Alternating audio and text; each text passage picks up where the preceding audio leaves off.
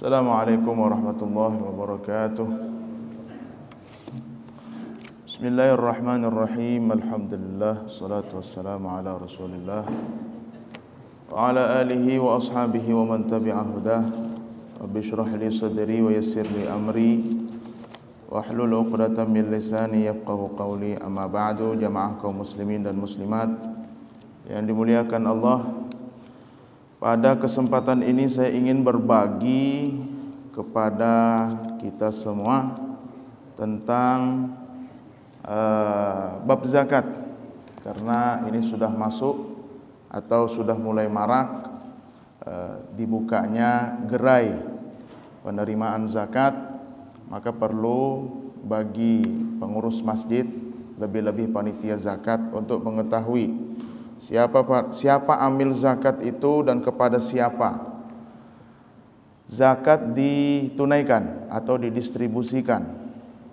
Tapi tentu tidak bisa lama-lama juga, karena ya ambillah 20 menit pertemuan kita, 10 menit terakhir insyaallah tanya jawab, karena saya mau cari tema yang lain lagi. Apa tema yang lain lagi nih? Rasanya habis sudah tema nih. Persiapan untuk bulan Ramadan ini habis sudah menjelang akhir ini, tema-temanya sudah banyak diborong. Jadi kita langsung saja masuk pada syarat seorang amil zakat. Amil zakat harus orang beragama Islam. Satu, yang kedua harus orang merdeka, bukan hamba sahaya. Tiga, harus orang terpercaya, bukan orang fasik. Orang fasik adalah dia yang tidak pernah melakukan dosa besar atau tidak pernah mengingkari dosa kecil yang pernah dia lakukan. Dan ini kefasikan atau kebaikan seseorang itu bisa dinilai dari tampilan luar saja. Kalau kita merasa dia sudah bagus, kalau satu aja dipakai. Kenapa nih menggema nih? Kalau satu saja yang kita pakai, kalau cukup hanya untuk yang tampilan luar saja.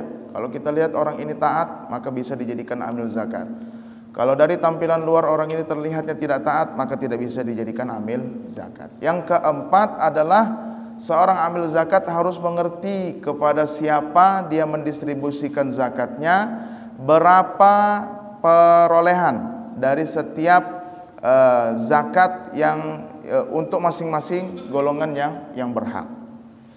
Dari tema ini juga kita bisa mengetahui bahwa bagi para jamaah sekalian, baik laki-laki maupun perempuan, apabila mendapatkan bingkisan, mendapatkan beras atau mendapatkan amplop berisi uang, maka kita harus cermin diri dulu, kita hitung-hitung diri kita dulu, apakah kita termasuk dari penerima zakat atau tidak, agar apa yang seharusnya milik orang lain itu bisa tersalurkan pada tempatnya sesuai.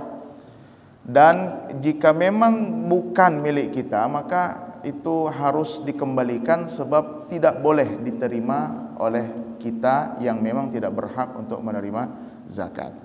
Ada 8 orang atau 8 golongan yang berhak untuk menerima zakat. Ini disebutkan langsung di dalam Al-Quran, surah At-Taubah ayat 60. Innamas sadaqatu lil fuqara wal masakin wal amilina 'alaiha wal mu'allafati qulubuhum wa fir riqab wal gharimin wa fi sabilillahi wa banis sabil.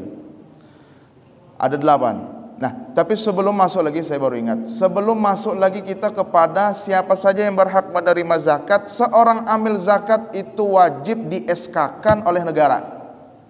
Titik.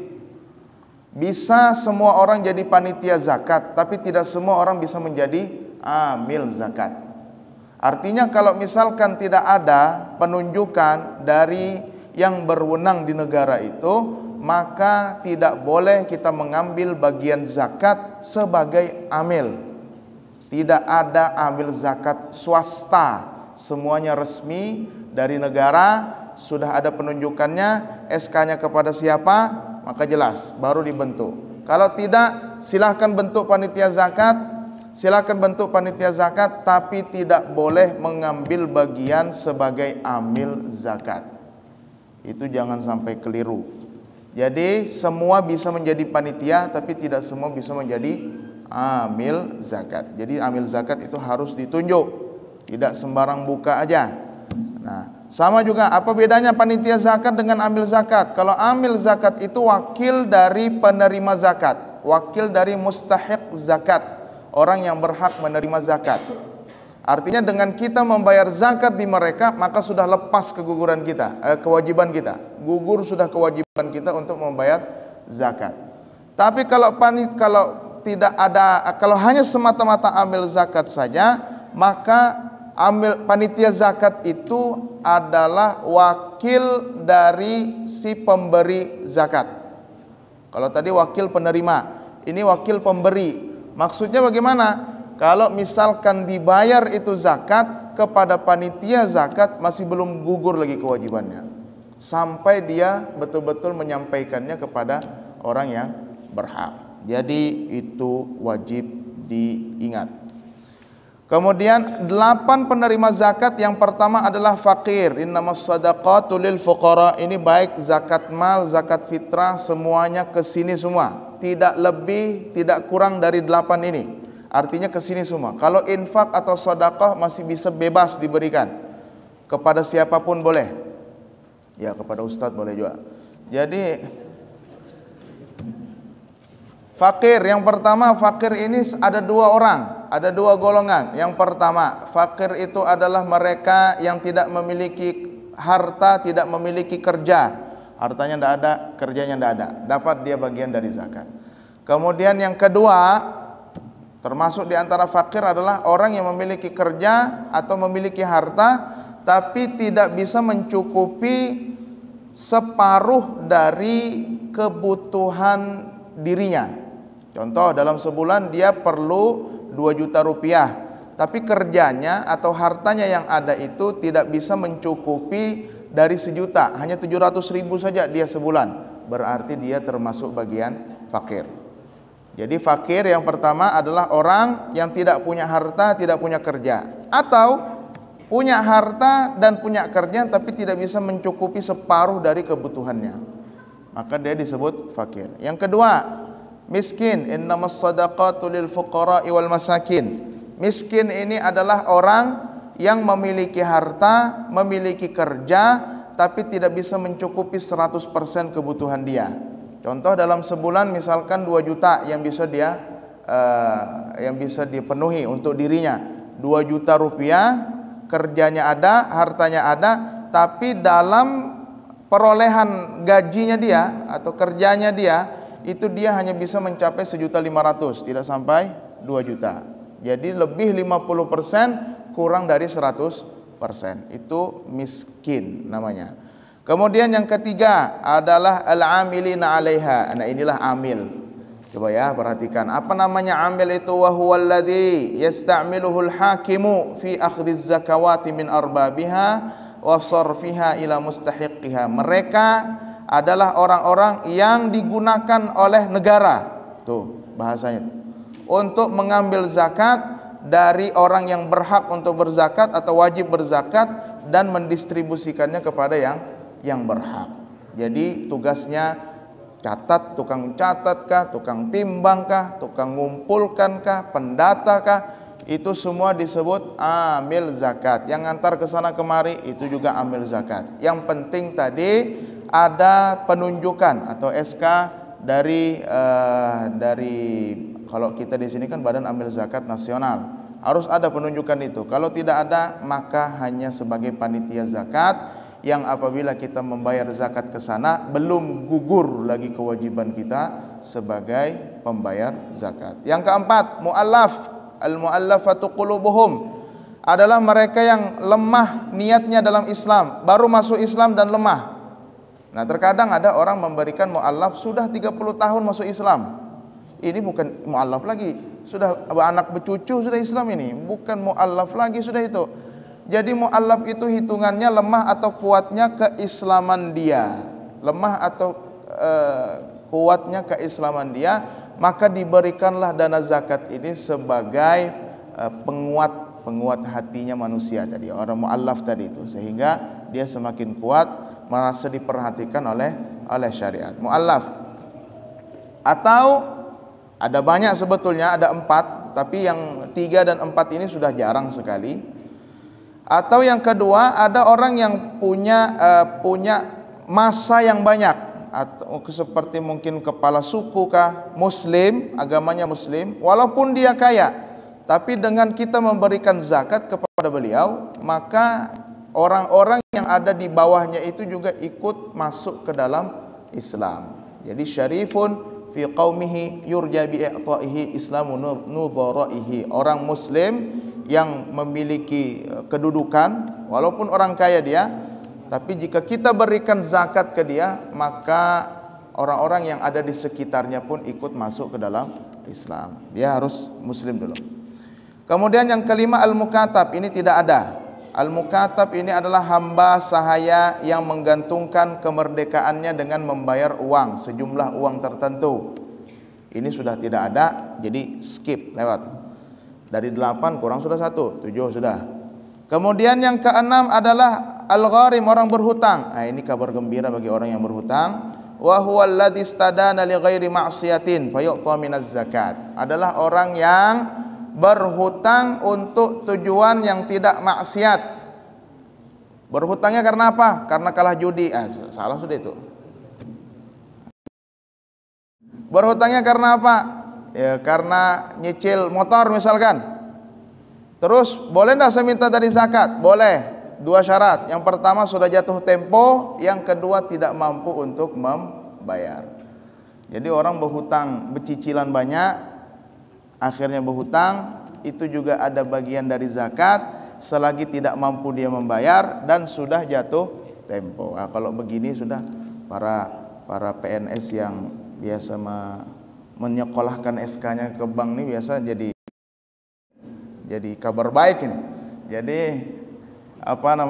itu hutang.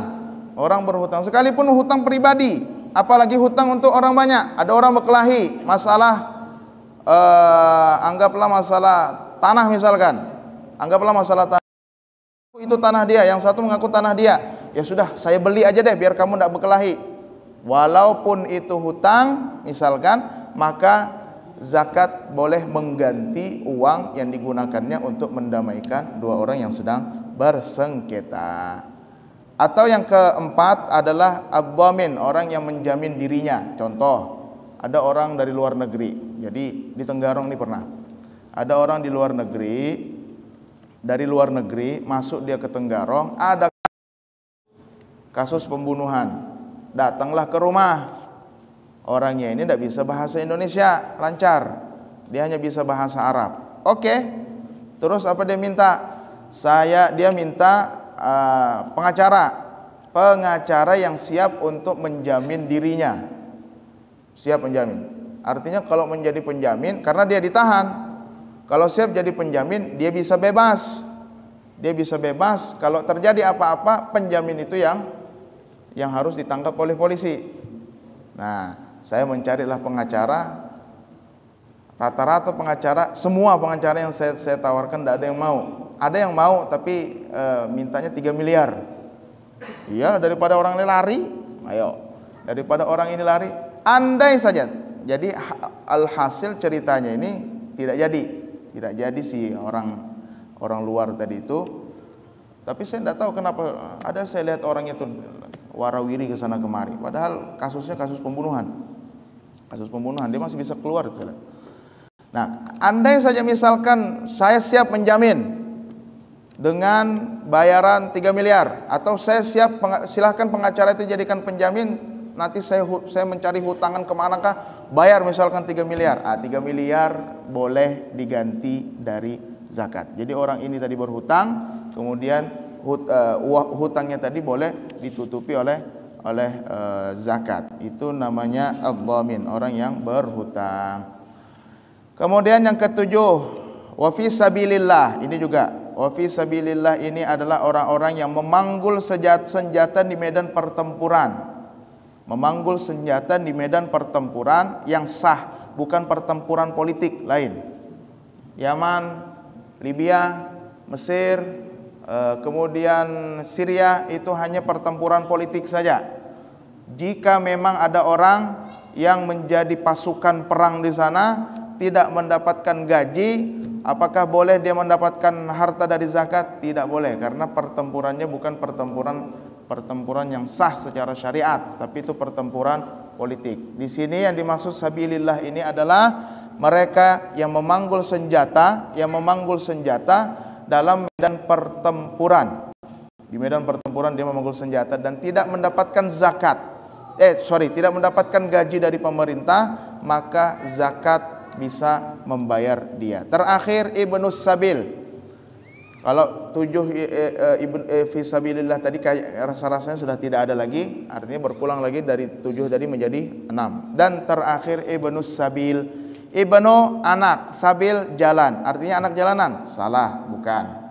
Ibnus Sabil adalah musafir yang tidak punya ongkos untuk pulang. Ada orang Jawa misalkan datang ke Tenggarong, pas di Tenggarong digendam, ada hipnotis, akhirnya diambil semua hartanya. Padahal ini orang kaya, ini bos batubara ini, tapi karena hartanya habis di tengah jalan, pergilah dia ke ambil zakat untuk meminta uang. Saya minta uang untuk pulang karena uang saya habis setelah saya terhipnotis tadi di jalan. Maka zakat boleh diambilkan untuk kepulangan atau ongkos pulangnya dia. Nah itu jadi 8 penerima zakat. Ustadz masukkah di sini? Saya tidak masuk di sini.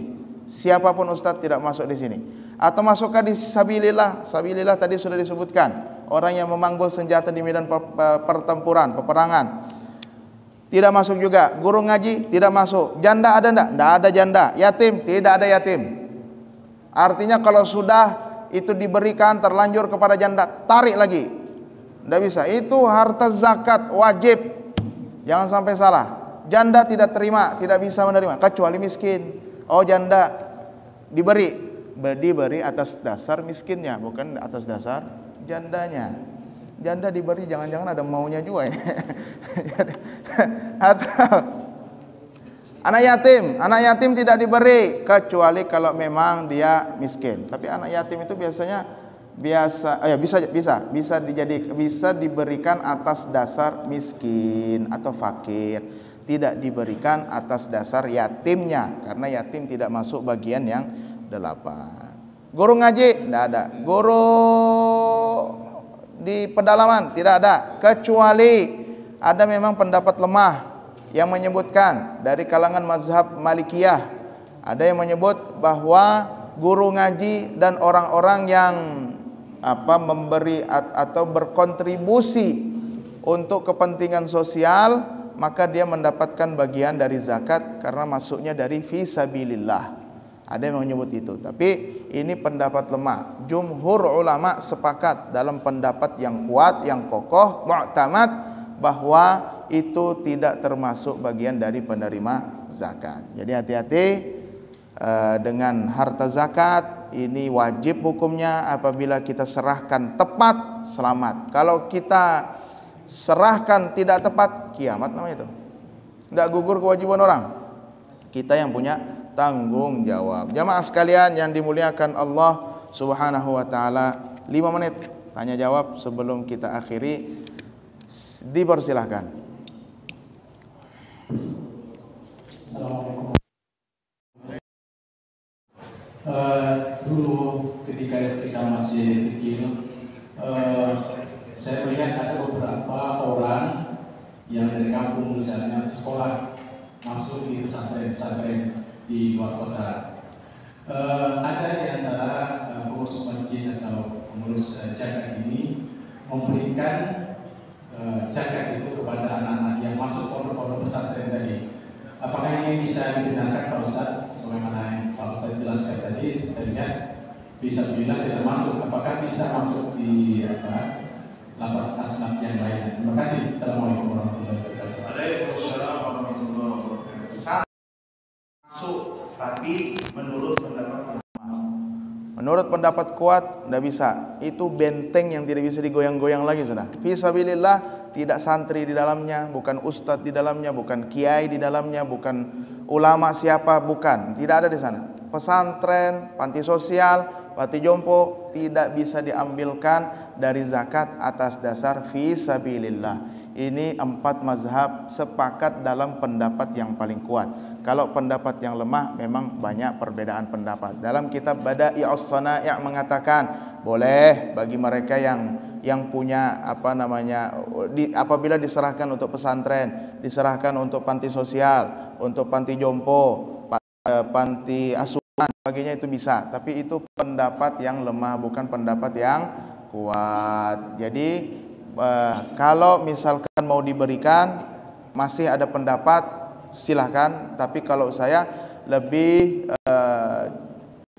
baik diserahkan terlebih dahulu atau dicari dulu siapa penerima zakat yang memang berhak dan disepakati bahwa mereka adalah penerima zakat. Kalaupun memang sudah tidak ada, maka ya diarahkan ke yang lain, ke masjidkah, kemanakah, itu silahkan, karena memang ada pendapat yang menyebutkan demikian. Artinya tidak masuk, tapi tidak masuk kalau menurut pendapat yang kuat, masuk menurut pendapat yang lemah. Bisa dipakai pendapat lemah itu. Silakan. Silakan. Waalaikumsalam warahmatullahi wabarakatuh.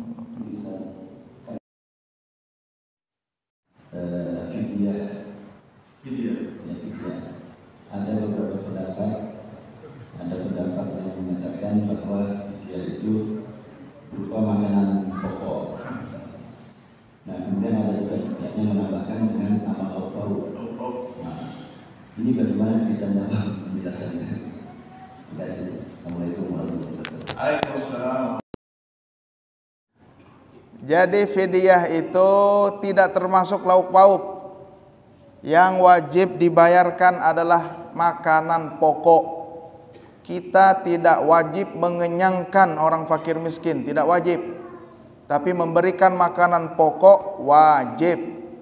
Nah, yang jadi masalah sekarang, fidyahnya itu dicampur dengan lauk pauk. Kenapa? Masa orang makan tidak ada lauk pauknya? Itu kan akal-akalan aja. Kalau secara syariat lauk pauk tidak masuk, yang masuk hanya makanan pokok. Apa makanan pokoknya? Beras. Ya beras. Makanya saya ini sedikit berbagi aja. Istri saya ini kan berapa hari dia tidak puasa karena menyusui anak. Beberapa hari dia puasa, beberapa hari tidak puasa. Maka bayar fidyah juga ada. Bayar fidyah ini banyak nih kalau dihitung-hitung nih. Apalagi puasa-puasa yang belum terbayar tahun kemarin itu juga banyak. Kalau tahun ini saya bayar 38 hari. Karena ada beberapa hari yang 2 tahun belum sempat terbayar-bayar itu. Tidak dibayar-bayar, bukan belum sempat, tidak dibayar-bayar mau tidak mau. Jadi saya mencari ke Basnas Kaltim, saya tanyakan fidyah di sana berapa? Fidyahnya Rp7.000 harga beras. Oh ya alhamdulillah, kalau begitu saya bayar di sini aja. Karena kalau bayar di tempat lain bisa 20.000, 25.000, 30.000. 30.000 dikali 38 hari. Habis itu ceramah, Pak. Jadi tidak wajib lauk pauk, yang wajib hanya beras saja. Jadi sehari berapa? Sehari 1 mud. Kalau saya lihat keputusannya 6,5, 650 gram. 650 gram. Kalau hitungan saya 750 gram. Hitungan kitab Taqriratus Sadidah 750 gram. Bukan, ini ada kitab yang lain. Hitungannya 750 gram juga. Kalau itu kemudian dihitung berapa kira-kira? Ya disitulah sudah kita keluarkan. Atau kalau mau enak lagi pakai beras sekalian. Berapa hari? 38 hari. Beli 38 kilo, berikan. Lebihannya nanti untuk sedekah saja. Tidak apa-apa. Nah, artinya fidyah itu yang wajib adalah makanan pokok, bukan mengenyangkan orang fakir dan miskin. 1. Fidyah boleh dibayar di luar bulan Ramadan. Kalau zakat fitrah wajib, tidak bisa. Nah, jadi bisa barangkali ngumpulin duit dulu karena 20 ribuan ini harganya. 20 ribu kali 38, waduh, saya aja tekor itu. Jadi yang wajib hanya membayar makanan pokok, tidak wajib membayar lauk pauk. Kalau di sini berapa? 25.000, 30.000. Makanya saya tidak kesini bayarnya. Tidak kesini bayarnya. Pernah saya dulu bayar di salah satu masjid yang saya tahu juga sudah tercatat Basnas. Jadi saya tanya berapa di sini? 25.000. Saya bilang 25.000. Istri saya punya hutang waktu itu hampir 28 hari. 28 hari dikali 25 ribuan, wah lumayan juga, hampir 700.000 ini berapa malam? Berapa malam ini? Job. Jadi tidak wajib. Saya juga menentang itu. Menentang dengan kalem aja, menentang dengan kalem bahwa yang wajib hanya makanan pokok, tidak wajib mengenyangkan lauk pauk. Karena kalau mengenyangkan masing-masing orang, ya kalau orang miskinnya kurus misalkan, orang isinya gemuk, udah cukup 20.000 itu. Harus 50.000 itu makanannya. Nah itu kan juga tidak bisa dianu. Kalau makanan pokok sepakat semua sama. Baik. Ada lagi? Sudah. Adakah? Apa? Silakan. Langsung aja.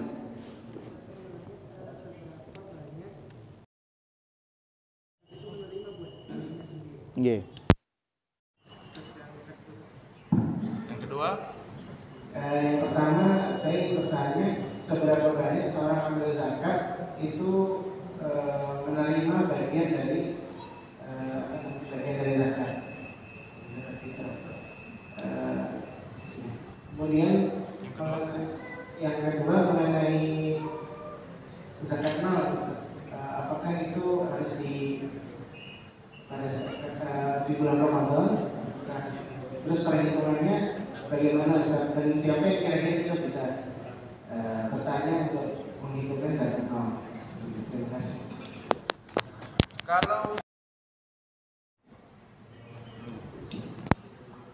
Kalau zakat mal itu di luar bulan Ramadan, bisa di dalam Ramadan, bisa di luar bulan Ramadan. Jadi tidak ada kewajiban untuk di dalam bulan Ramadan, berbeda dengan zakat fitrah yang wajib di dalam bulan Ramadan. Bahkan batas akhirnya hanya diberi 1 hari saja, bulan Syawal tanggal 1 sebelum tenggelamnya matahari hari raya tanggal 1 Syawal. Itu pun juga sudah makruh hukumnya. Sudah makruh. Belum sampai haram. Kalau lebih daripada itu maka haram sudah.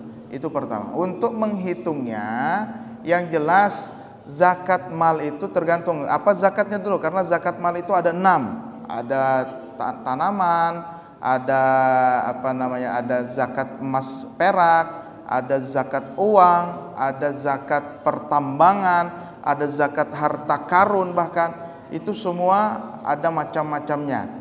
Kalau zakat harta, uang yang kita punya, maka harus ada 2 dulu. Pertama mencapai nisab. Nisab itu adalah kadar minimum wajib zakat. Yang kedua berlalunya 1 tahun. Kalau kadar minimum zakat, wajib zakatnya berapa? 86 gram emas. 86 gram emas itu kira-kira sekarang berapa? 1 gram emas 700.000 kali 86 berapa itu? Ayo berapa? Hitung dulu. Ini karena sudah tanggal tua nih. Tanggal tua duit ceramah 86, anggaplah 700.000 sekarang. Berarti 60.200.000. Kalau uang di tabungan kita yang mengendap, tidak pergi kemana-mana, mengendap dia 60.200.000, maka sudah nisabnya. Tinggal kapan dikeluarkan? Keluarkan setelah 1 tahun yang terhitung dari sampainya nisab. Sekarang tanggal 26 Ramadan. Oh, uang saya 60.200.000 sudah ada. Mengendap uang itu sampai 1 tahun ke depan. Kalau tidak berkurang dia, bahkan mungkin bertambah terus, maka tahun depan tanggal 26 Ramadan keluarkan zakat malnya 2,5%. Itu anunya. Kalau misalkan dalam perjalanan setahun itu nanti ada mungkin perpindahan milik, uangnya sudah menjadi orang lain karena sudah disetorkan untuk haji misalkan, maka sudah beda, sudah tidak wajib lagi zakat. Atau misalkan uangnya berkurang 60.200.000, tidak bertambah-tambah, tapi pas di tengah tahun berkurang menjadi 60.100.000, 199.999 rupiah. Berkurang 1 perak maka tidak wajib zakat di tahun depannya. Nanti kalau sampai 60.200.000 lagi, hitung baru lagi. Nah, jadi 2,5% diambil setelah mencapai nisab dan setelah 1 tahun berlalu. Kemudian yang pertama tadi apa? Oh, seberapa banyak amil mendapatkan? Nah, ini juga nih. Ini sensitif biasa bahas. Seberapa banyak amil mendapatkan bagian dari zakat? Hitungannya menurut hitungan kearifan lokal. Contoh, dari sini untuk ke rumah sana kira-kira berapa biasanya biaya biaya kendaraannya, biaya gojeknya berapa kira-kira? Maka segitu pula yang diberi. Tukang catat, tukang nimbang, mendata satu persatu, makannya, uang makannya berapa, itu semua dimasukkan dalam hitungan. Pokoknya kearifan lokal bagaimana mengaturnya, maka seperti itu pula ketentuan yang didapatkan oleh amil zakat. Satu daerah bisa berbeda dengan daerah yang lain. Jadi tidak ada ukuran pastinya, tidak ada ukuran pasti bagian zakat untuk amil zakat. Sudah, Pak? Sudah. Silakan. Ini kada bisa lawas-lawas nih karena haus nih, siang nih haus nih. Waalaikumsalam warahmatullahi wabarakatuh. Yang pertanyaan ini masalah oleh belakang. Nah, itu apakah pembagiannya itu harus merata atau ketika ada yang memang benar-benar fakir, ada saja fakir, terus kemudian ada yang miskin, apakah yang fakir ini dibayarkan daripada yang miskin atau dibagi sama ratakan saja? Kemudian haruskah itu hanya di lingkungan kita saja atau boleh kita sampai keluar? Tapi itu tadi benar-benar fakir, benar-benar miskin. Itu saja. Assalamualaikum warahmatullahi wabarakatuh. Waalaikumsalam warahmatullahi wabarakatuh. Dalam mazhab Imam Syafi'i wajib meratakan zakat kepada yang berhak menerimanya. Contoh ada berapa nih? Oh, ada kurang lebih 30 orang, maka harus dibagi habis rata semuanya. Nah, tapi kalau misalkan kita mau ngambil pendapat yang lemah, ada yang mengatakan boleh kita mendistribusikan seluruh zakat yang kita punya untuk 1 orang saja. Itu boleh. Nah, jadi tergantung kita melihat amil zakat pun juga harus punya pertimbangan. Ini kira-kira ini perlu kita ratakankah atau cukup enggak kira-kira kalau diratakan seperti ini, atau kita berikan kepada orang yang fakir ini? Karena begini juga. Pertimbangan kedua, fakir itu harus, kalau dalam kitab Minhajut Talibin, Imam An-Nawawi menyebutkan fakir dan miskin diberi bagian zakat sebanyak kebutuhan 1 tahun. Itu anunya. Jadi kebutuhan 1 tahun. Tapi tentu ini melihat dari persediaan zakat yang dimiliki. Kalau misalkan cukup untuk setahun kemudian dibagi rata semua setahun bisa, maka silakan. Tapi kalau tidak bisa, maka cukup dibagi rata, yang penting zakatnya terbayar kepada seluruh penerima zakat secara merata. Pendapat yang kuat kembali lagi bahwa rata sama, tidak ada yang dibedakan. Nah, misalkan fakir, ya tentu kalau fakir sama amil kan beda tuh. Fakir sama amil beda bagiannya. Jangan disamakan nih, amil zakat ini bisanya dapat banyak. Yang jelas fakir sama amil tentu beda. Musafir seperti yang saya sebut tadi tentu berbeda juga. Bagiannya berapa sesuai kebutuhannya. Kemudian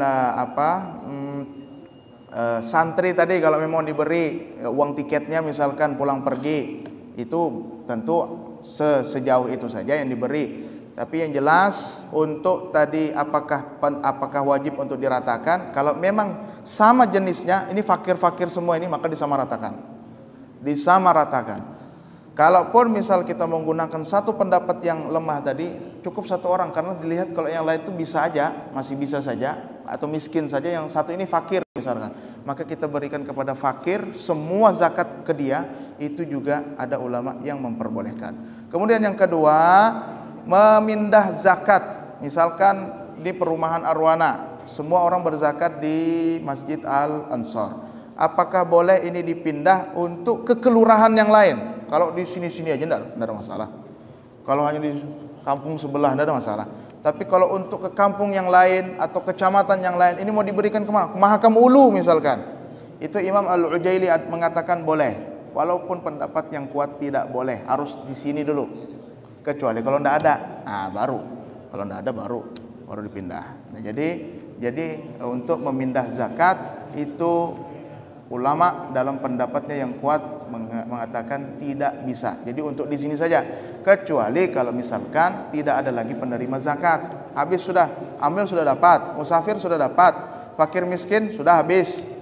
Ada lebihan lagi untuk yang lain. Berarti karena sudah dibagi rata tadi ada lebihan, maka mau tidak mau dipindahkan itu boleh. Atau kalau mau ngikut pendapat Imam Al-Ujaili, beliau mengatakan boleh langsung dipindah.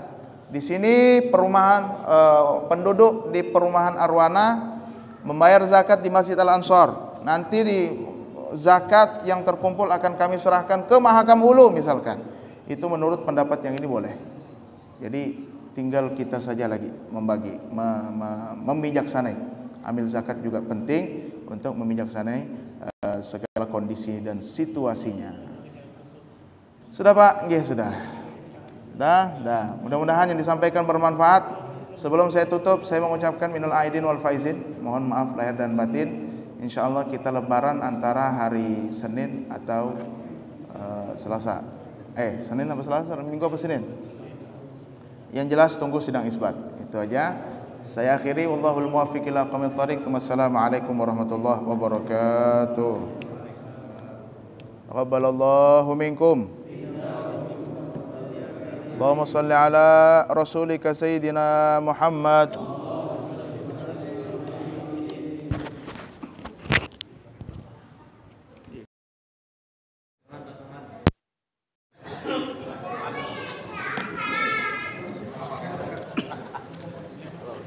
Siapa yang maksudnya?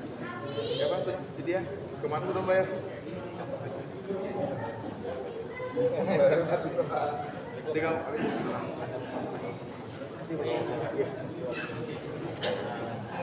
Yang penting sasarannya pas. Kalau tak pas